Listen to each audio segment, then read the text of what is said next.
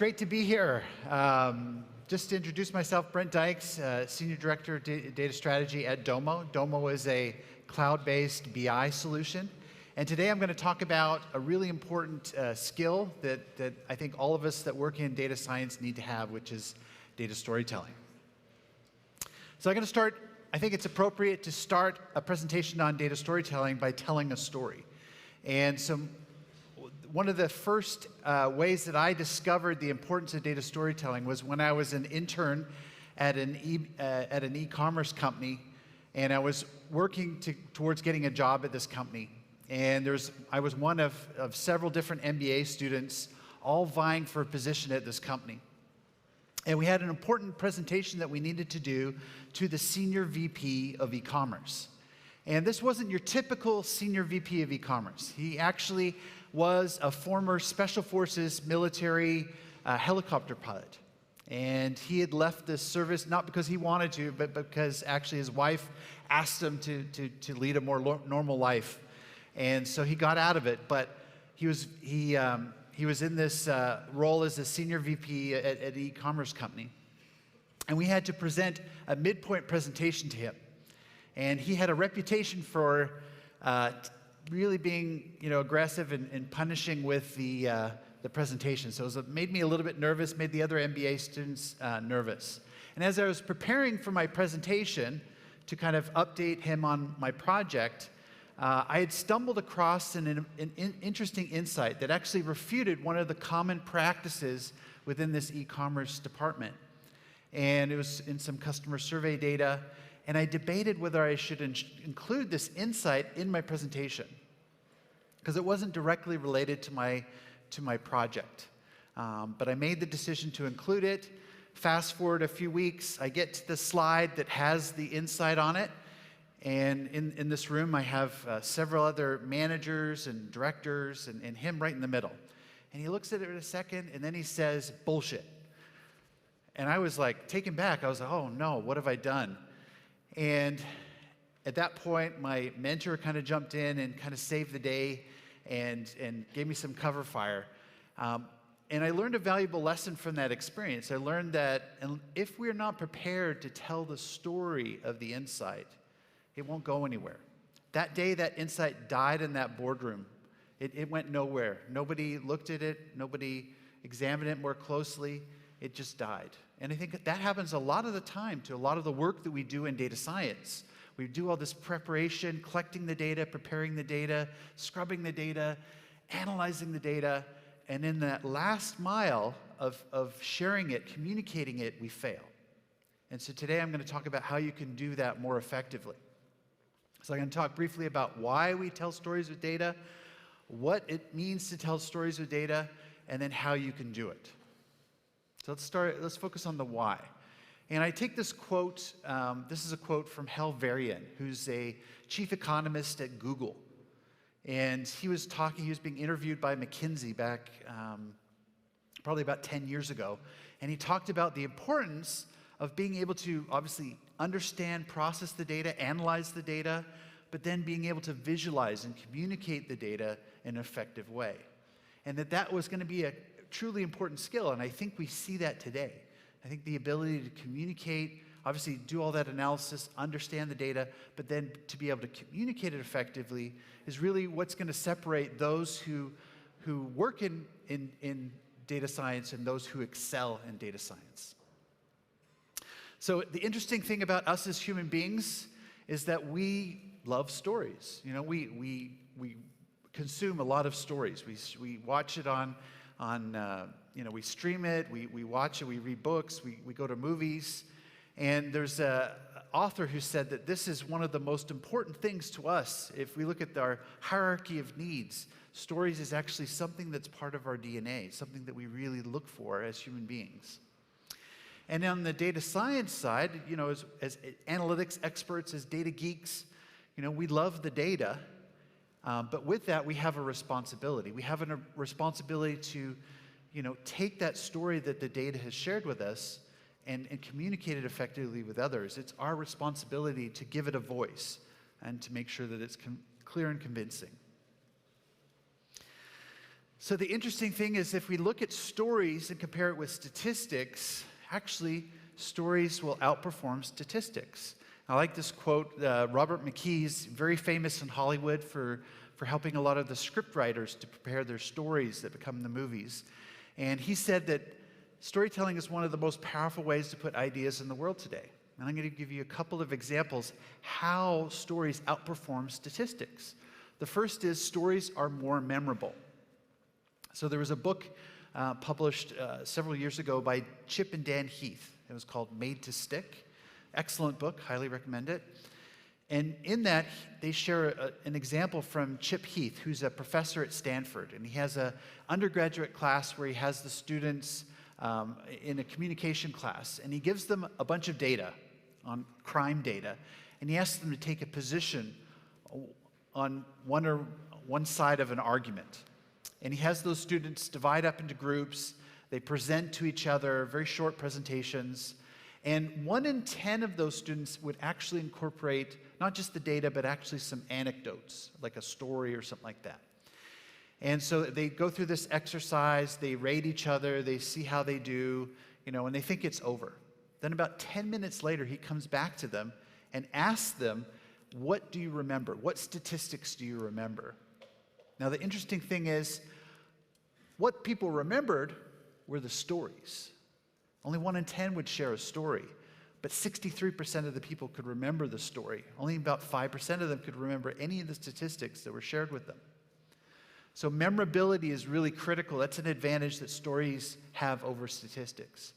The other area where stories have an advantage is on persuasion.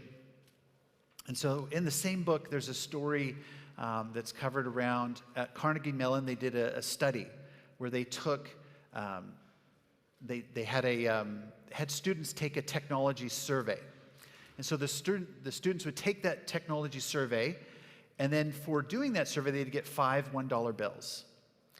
And then what they did is they said, hey, we have this charity that if you're interested, we'd like you to see if you donate some of that money that you just earned to the charity. And that's actually what the experiment was really about. How would they handle this?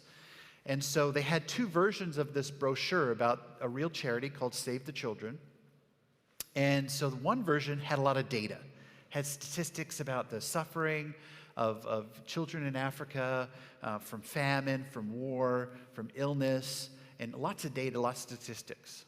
Okay, so that's one version. The other version, in this one they had the story of Rukia, who was a 7-year-old girl in Mali and talked about the pain and suffering of her family. Now the interesting thing is when they analyzed which of those versions actually generated more donations, it was the story. The story outperformed the statistics. Even though there's millions of, showing the statistics of how millions of people were suffering, still that identifiable, that story version of the little girl from Mali was what connected with the audience. So I'm going to talk a little bit more about the psychology of storytelling. And, having worked in data for several years now, I've always looked at data as like, well, if I bring the facts, if I bring the analysis and it's rational and it's logical, that should win. That should help a decision maker make a good decision. And what neuroscientists have actually seen is that emotion plays a critical role in decision making. And sometimes even, I like to look at it from a Star Trek perspective. So we have Captain Kirk in the middle, and he's trying to make a decision. And I really like Spock, Mr. Spock. If you don't know Star Trek, Mr. Spock he's a Vulcan, or half Vulcan. And so in their culture, they try to be very logical and rational, and he's the chief science officer, so he's bringing all that data and insight and data. So I really relate to him. But the interesting thing is that neuroscientists found that the doctor, who's this southern, fiery, emotional, doctor, would also advise the captain. And a lot of the times, it's actually emotion that influences decisions far more than data and statistics.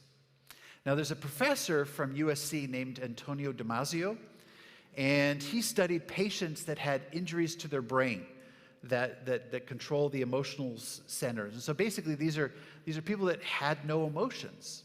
They had no emotions. And the interesting observation that he made is that when they would be making decisions about when to, he's trying to set up a lunch appointment with a patient. Now, if you or I were looking at these people, they would look normal. We wouldn't be able to tell they're any different than you or I. But he found that when it came to decision making around where they should go to lunch, it became very difficult for these individuals.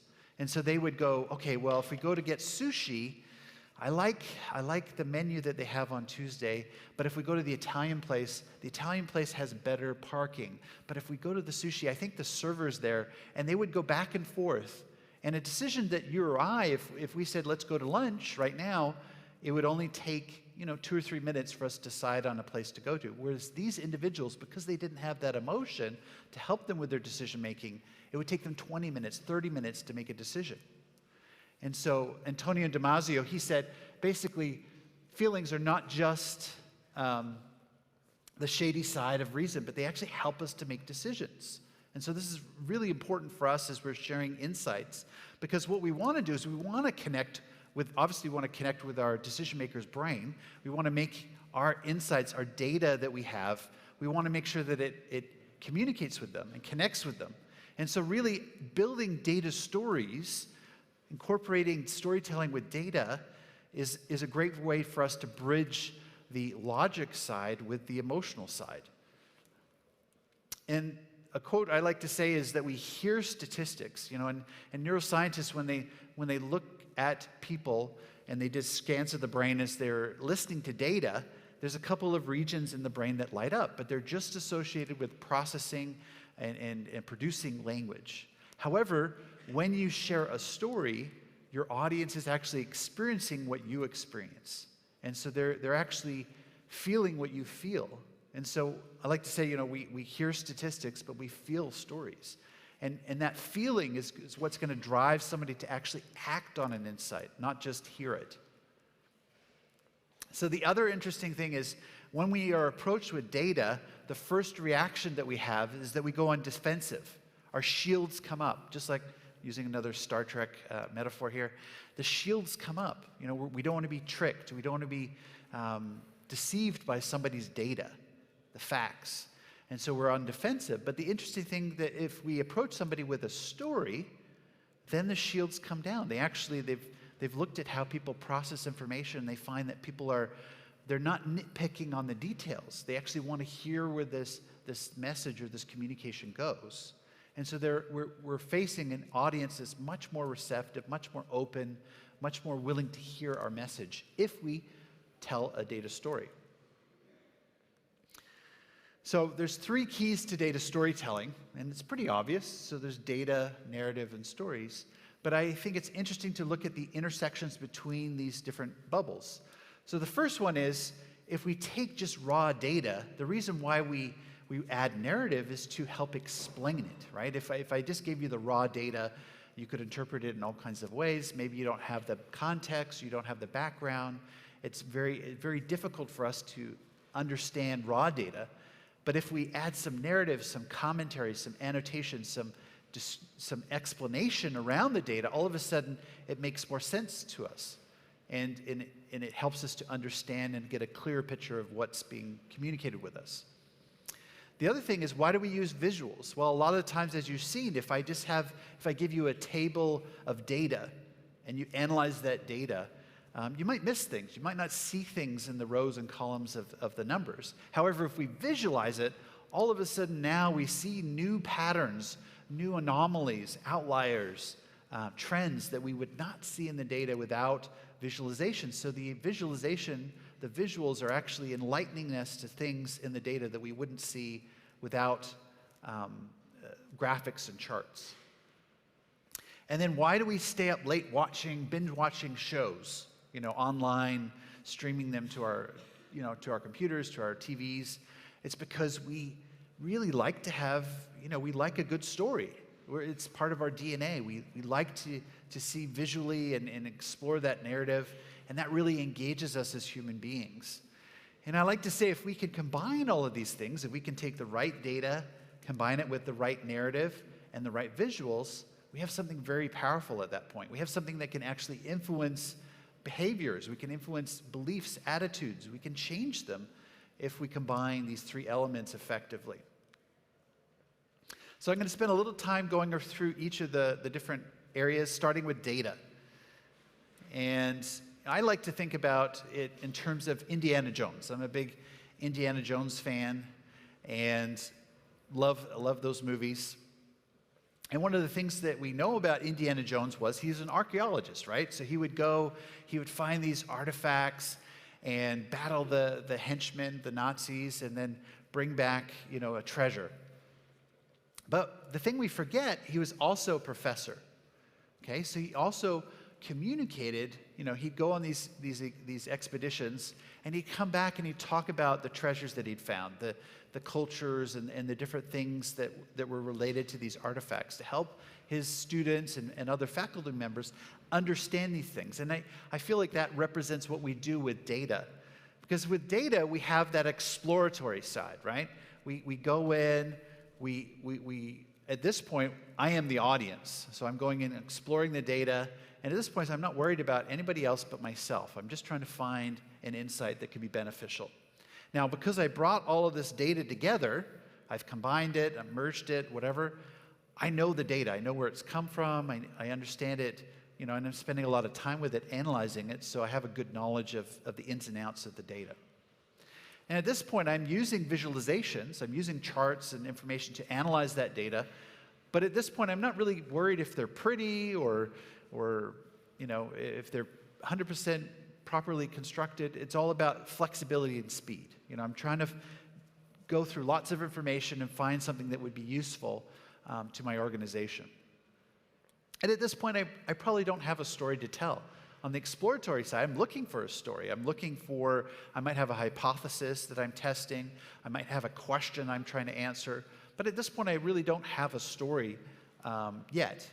But once I find that insight, once I find that treasure in the data, I find that artifact that now I can take and share with the business or share with the organization, now I pivot over to explanatory. And in this case, I'm no longer the audience. I understand the insight. If I can act on that insight by myself, I would. And I can. However, a lot of the times in organizations, I have to rely on other people to take action. And I have to convince them. I have to persuade them. I have to show them, communicate effectively in the insight that I have, whether that came from a model or it came from an Excel spreadsheet or whatever BI tool I'm using. There's an insight there that I need to communicate with other people to drive them to act on that. And so the thing is that these other people I'm trying to share the insight with, they don't know the data like I do. They haven't spent hours or days or weeks going through the data like I have. And so the critical thing here is clarity. I need to share the insight with clarity so that they can understand it. And hopefully at this point, now that I'm explaining something, I have an insight. I have a story that I want to tell. And what can happen is as we transition from exploratory to explanatory, there can be mistakes made there that get in the way of our storytelling. So I'm going to talk about three what I call data forgeries. They look like data stories because they have visualizations. They might have some narrative, but they're not truly data stories. And when I talk about the construct of a data story, it's going to look like this. Okay, so we have the data. We start with the data. We explore the data. We find an insight, and then we communicate our insight in a way that's tied to our audience, right? We understand our audience. We're trying to help them understand it like we do and get the gist of the message or the insight that we're trying to share.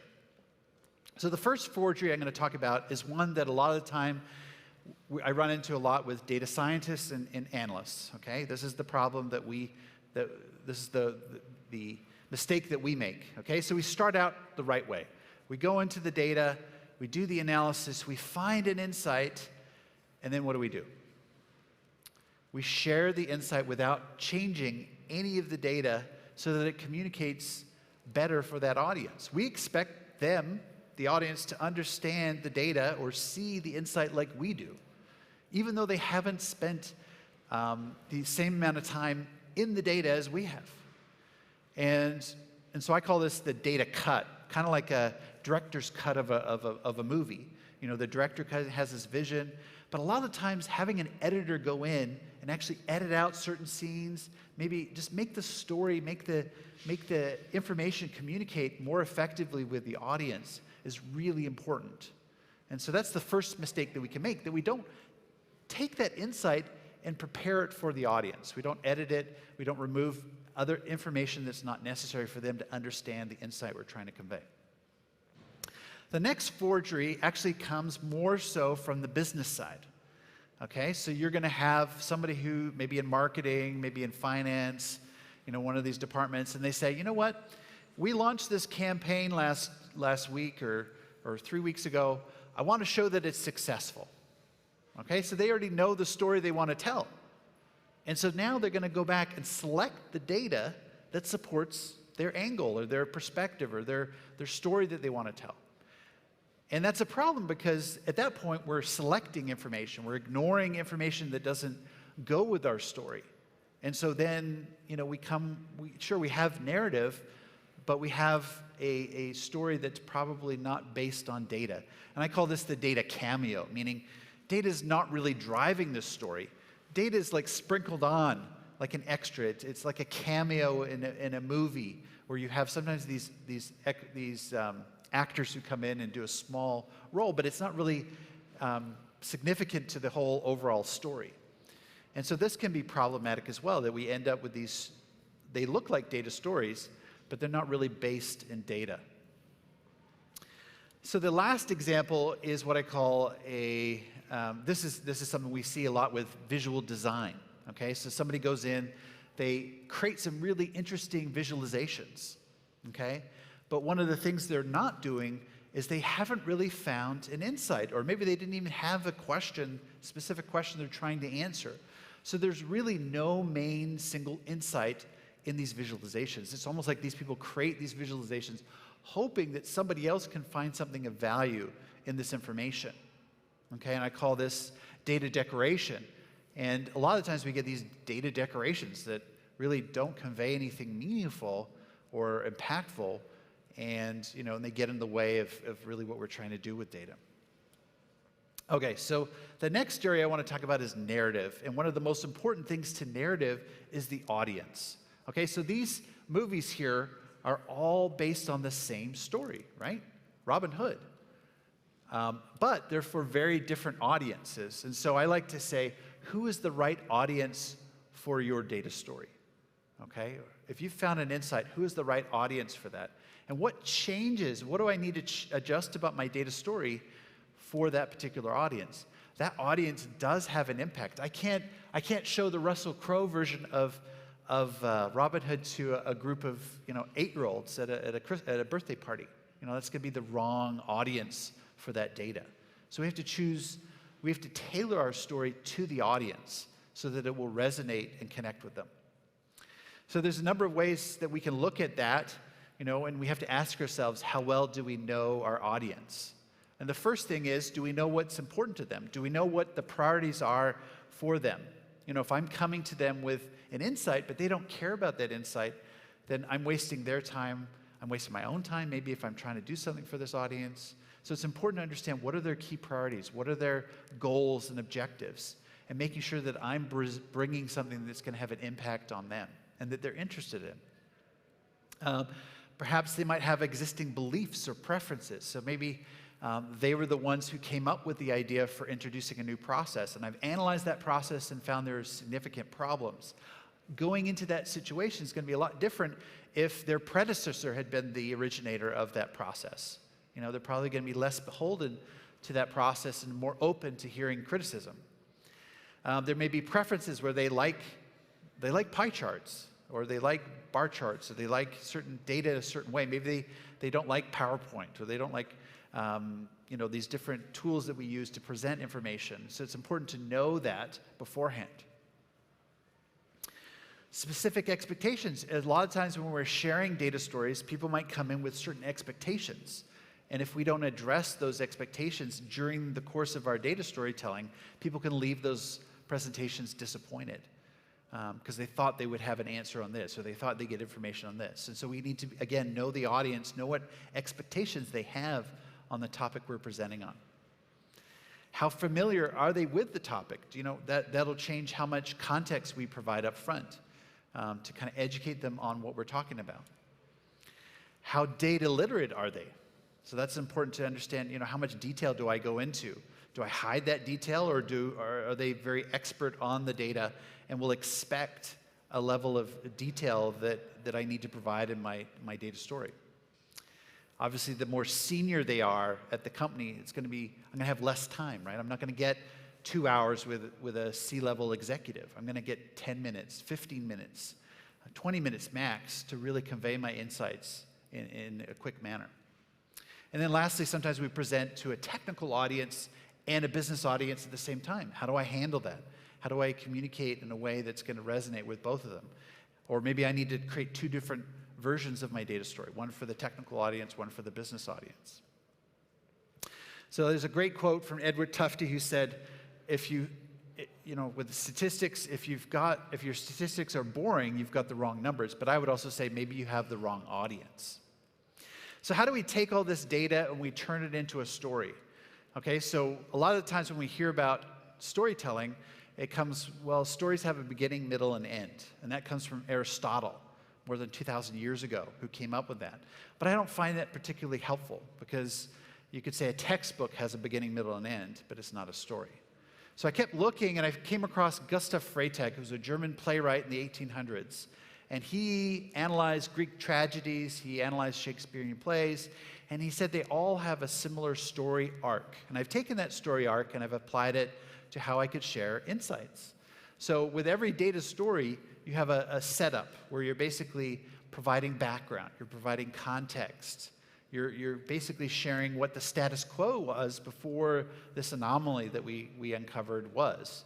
And as part of that, we have a hook where maybe a key metric has gone up, spiked, or it's gone down, and that's kind of our first inclination that something's going on.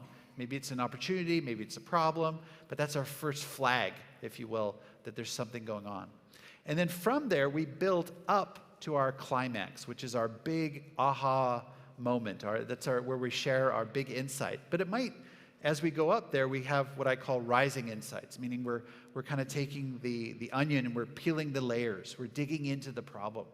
And it could be where we have a very complex, where we dig in several layers, or it may be very simple, where we just go from that hook, the problem, right to the aha.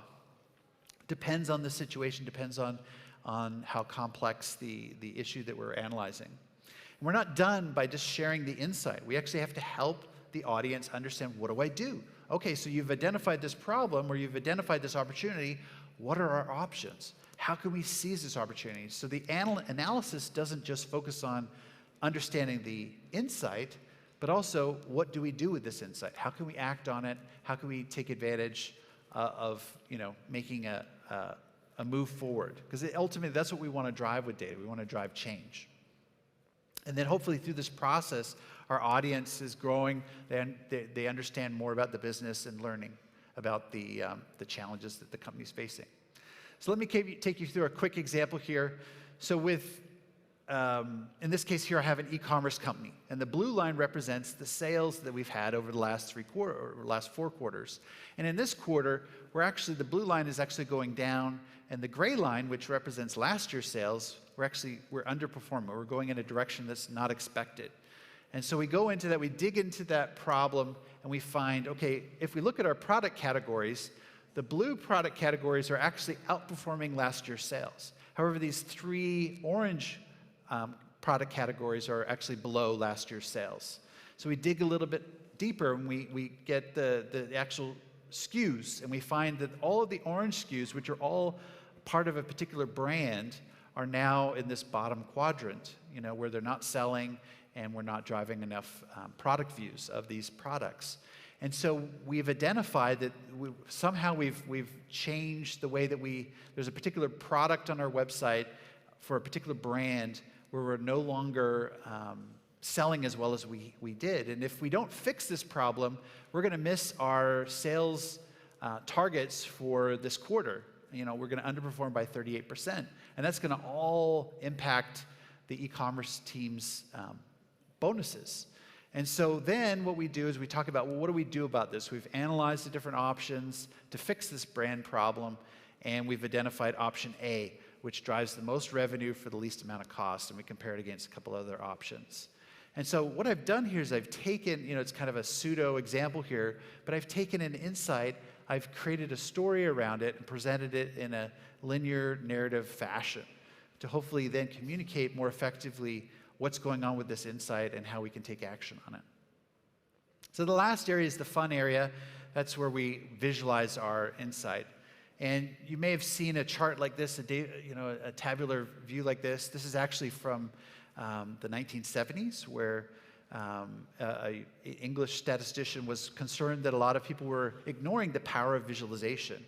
And so he showed how this tabular data here actually showed in the columns and rows very different data sets. And if we visualize them, all of a sudden, even though the statistical averages were very similar for these data points, very different when we look at them with visualization. This is called Asquam's quartet, very famous from the 70s. So visualization is very powerful, but a lot of times I think it really comes down to simple comparisons. We're comparing product A with product B, or we're looking at time period X with time period Y, or we're looking at a particular customer segment, comparing it to another customer segment. A lot of times all we're doing is really setting up comparisons. And so how do we do that effectively? How do we help people to see comparisons? And I'll walk through 5 quick examples of how we can, how I can help you with better visual storytelling. So the first area is making sure you have the right data. Now you might say, well, Brent, I've found an insight. What do you mean I don't have the right data? I had the data that helped me find the insight. I should have what I need. Well, sometimes what we need to do is we need to change, as we go from exploratory to explanatory, we might need to modify or change the data slightly so that it communicates more effectively with our end audience. Let me give you an example here. So here I have revenue, and I have the number of customers, actually no, revenue going up over time. And so I can see here revenue and visits. And so I can see here that if I take that same data and I create a calculated metric here, all of a sudden I have revenue per visit. And that's going to show more clearly the trend that revenue is growing and visits are growing, but the actual revenue is not growing as quickly as the visits. And so if I create a calculated metric, it's going to communicate much more clearly to the audience what's going on. Also, what I might want to do is I might want to bring in context. So I might say, well, yeah, we created the revenue per visit, but what about last year? Actually, we're underperforming our revenue per visit last year. And so again, having that context, and again, that's data that maybe I choose to or not to include. In this case, it would be good to include because it, again, reinforces that message that something's wrong, that's something we need to address. Another thing, sometimes, again, another example here is we have a running total for revenue for 2 fiscal years, and I can see that the 2018 is underperforming the 2017 on that running total, and I can see the difference there. I can see it underperform, so it is visualizing effectively. But what if I want to amplify the pain? And so what I could do is I could show not just the total running variance, but actually the, not the total revenue, but I could show the variance between the total variance between the 2 years. And so you can see in this chart on the right that I can see the gap, and it's actually communicating much more powerfully to the audience that there's a problem.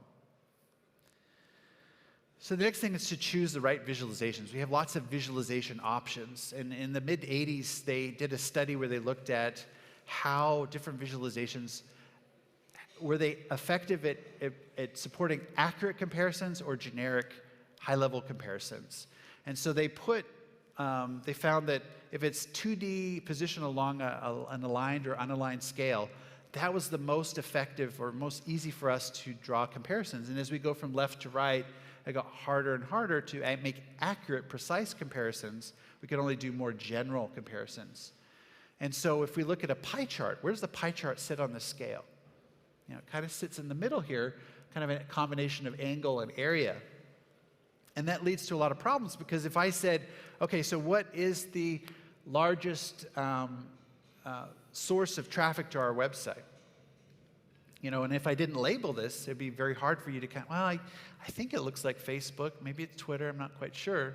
So what do we have to do? We always have to label things to make them effective. Whereas a bar chart, I don't have to label the values. You can easily see, because of the 2D position along an aligned scale, it's easy for you to see which of these is the most effective. So you know, we can label it, but we don't need to necessarily label it. So it's interesting to understand the effect that visualizations, you know, as we choose visualizations, we choose ones that are effective.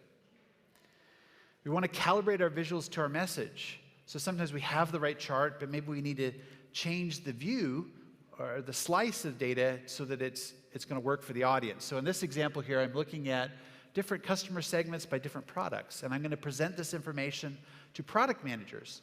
And so it's easy for them to see by segment, but maybe if they want to see their product across these different segments, how do I support that?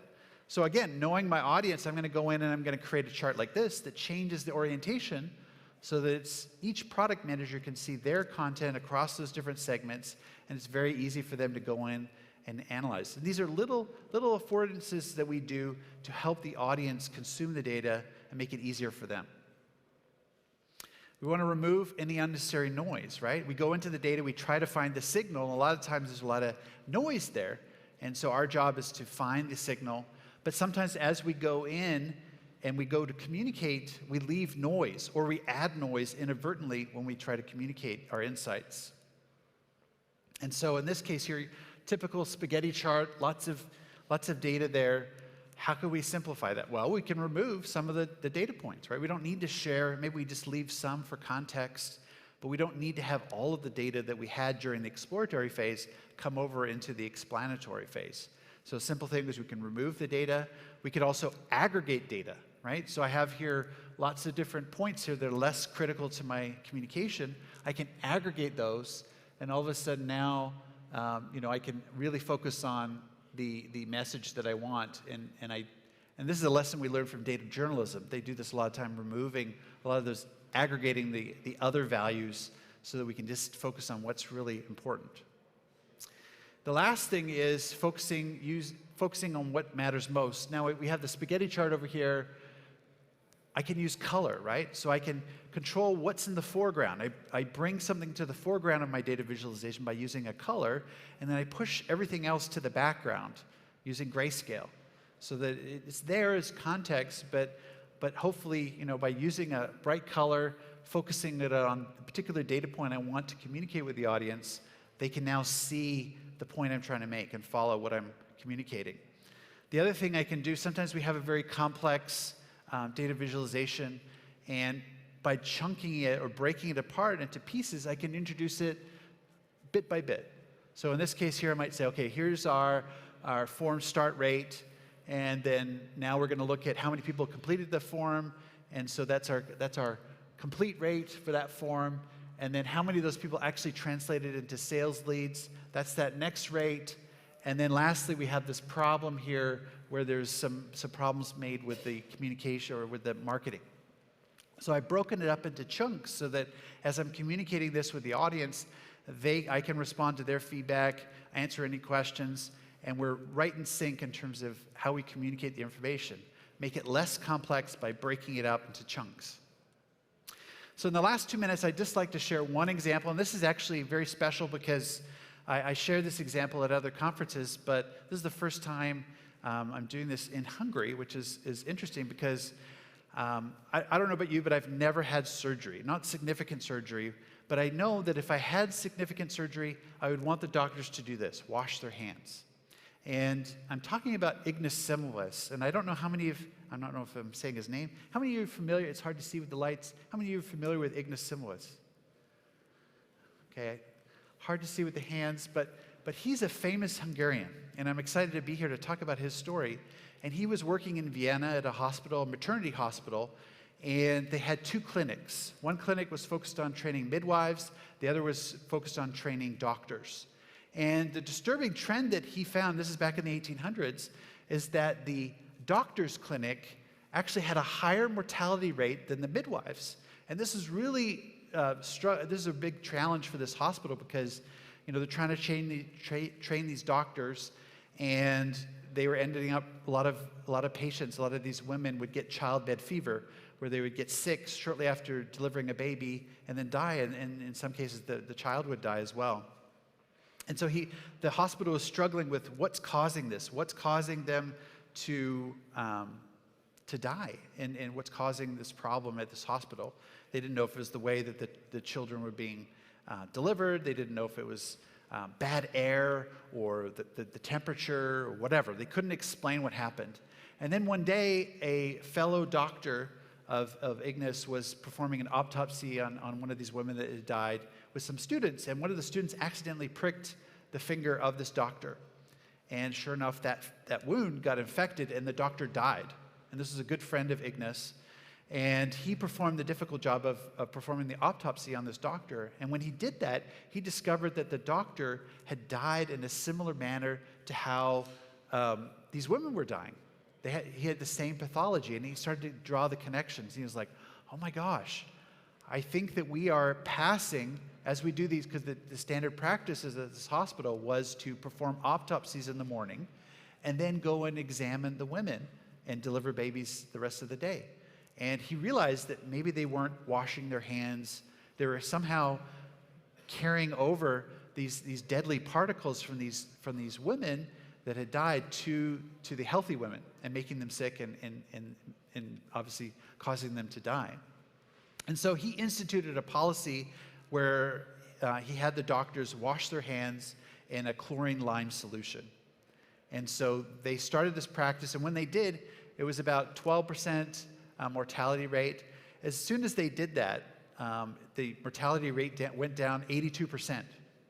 And so they got it down, and then over several months, they had it very low, but it was starting to tick up a little bit, and he found that some of the young doctors were just, we don't need to wash our hands. This is silly. Why is he getting us to do this? They didn't believe in his policy. And he found out about that, cracked down on them and had them wash their hands. And then for a couple of months, they actually had no fatalities for 2 months.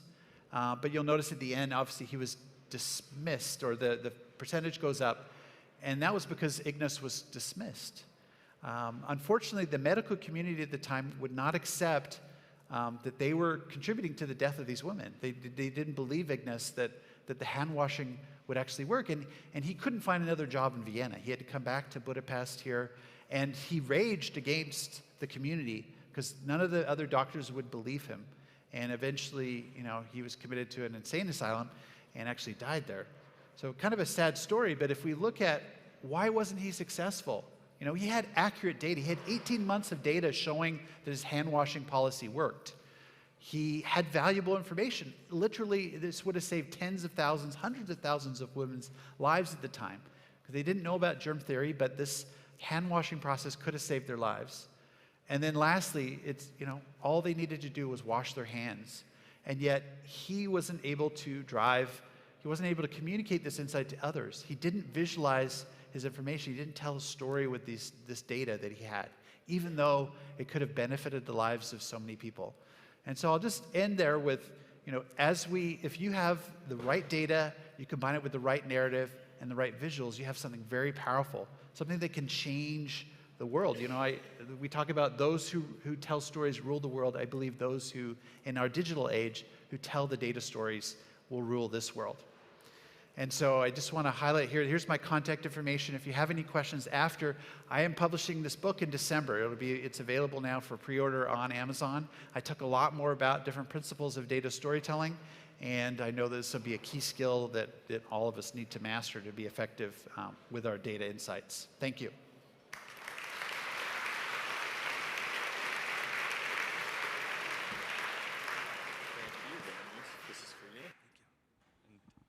I think we have like a couple minutes for a few questions if you'd like.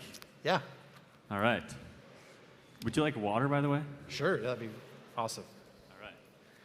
All right. From Andrew, how do you effectively tell the story to managers who have a conflicting opinion, gut calls, industry experience, from the insight you discovered in the data? Yeah, that's a really tough one. Again, it goes back to understanding your audience and being able to help them understand this new insight. So, it is going to be a tough conversation. So I think you have to approach it with empathy. And, the key thing is that you can rely on the data. They're gonna want to poke holes in your data. So I think in that situation where I'm coming to have a tough conversation with somebody, I want to come prepared with ample data to kind of support this and know there's going to be some pushback. Sometimes what can happen is there may be this concept of having a pre-meeting, right? So if it's just one manager that you're meeting with that might not like the data that you have, or maybe it's a group of managers, so you can start having pre-meetings, meeting with different individuals, seeing who's maybe open to the data, who's going to be closed-minded to the data, and just kind of preparing. It's going to take more preparation when you have a tough message to deliver, but that might be a combination of pre-meetings and then also just coming with lots of backup insights and data, and know that they may attack your analysis, they may attack the data set. Where's this data coming from?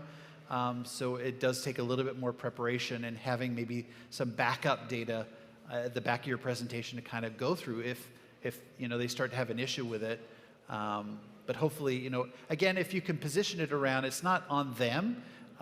If you can defer it to how do we help our customers better, how do we help our employees, depending on the use case, if you can shift it to placing blame or making somebody look bad, and just how do we help our customers better? How do we help our partners, or whatever the important stakeholder is? I think that's how you can kind of pivot it. Absolutely. Is there a risk that anecdotes emphasize personal bias of the storyteller? Absolutely. When we come in with a story, obviously we're coming in with a perspective. We're bringing that, and I think if we can be credible with our perspective, obviously we're not trying to twist it or manipulate the data so that it tells our story. I think if we're clear with them and trying to be open and obviously show them that we're not trying to manipulate anybody. It's, even when you do analysis, it's not like our analysis is objective. Always when we have done any kind of analysis, we bring ourselves into that. People have certain assumptions, certain things, and we have to be mindful of that, right? We have to be on guard to make sure that, we're not overly, I remember one guy, he would analyze something, but he had he hated this particular technology, and so in his mind, he couldn't see past that, and so he couldn't understand other perspectives, and so he looked for ways to make that technology look bad. And so, we have to be careful about that. What are our own personal biases? And then as we present our story, make sure that we're conveying it in a way that, hey, you guys know that I, don't like this technology, but, I went in and tried to be as objective as possible, and here's what I found. And so I think it's just being forthright, being open, not trying to manipulate the data so that, that the story feels like it's just our personal it represents our personal bias. But I think, that's important, because otherwise people are just going to dismiss the story if we feel like it's just, we're just trying to twist the data around our finger to tell the story that we want. All right, and maybe we have time for one last question. I find this to be an interesting one. Studies found a disproportionately large number of CEOs and execs are psychopaths. Wouldn't they respond better to numbers than stories? I believe, well, there's probably some psychopaths out there that are leaders of companies. But I believe at the DNA of all of us, we are all human beings who respond to stories, respond to narrative. That's how our brain works. If you've read the book by Daniel Kahneman, Thinking Fast, Thinking Slow, where he talks about these two systems. We have one system that's the analytical brain that processes information that we're all familiar with, but then there's this system one that is really this intuitive system, and it goes through uses heuristics, looks at patterns, really relies on narrative. I mean, a lot of times when we try to understand things, we're trying to put it into a narrative that makes sense. And so I think the narrative is something that if we leverage that, I think most normal human beings will respond to narrative, will think in narrative, And so if we can communicate our insights in a way that's structured in a narrative approach through data stories, I think it's going to resonate with these individuals. But there will always be some people who just aren't going to do that way. And then one last tip is, executives especially, they have limited time. They say, give it to me quick. I don't need to hear a story. And so what I recommend to people in those situations is something I call a data trailer. So it's kind of like a movie trailer. It's a movie trailer for your data story, meaning you take the highlights, you take your aha moment, you take your hook, and you share. It's probably the worst trailer ever because you're actually giving away the impact of the story, right? But what you're trying to do is you're trying to share a quick summarized version of your story to gain permission from them to then tell them the full story.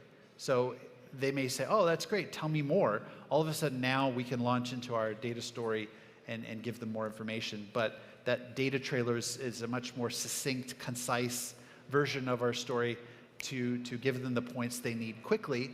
And then obviously if they give us permission, then we can dive into tell them the rest of the story that they would be now interested to hear.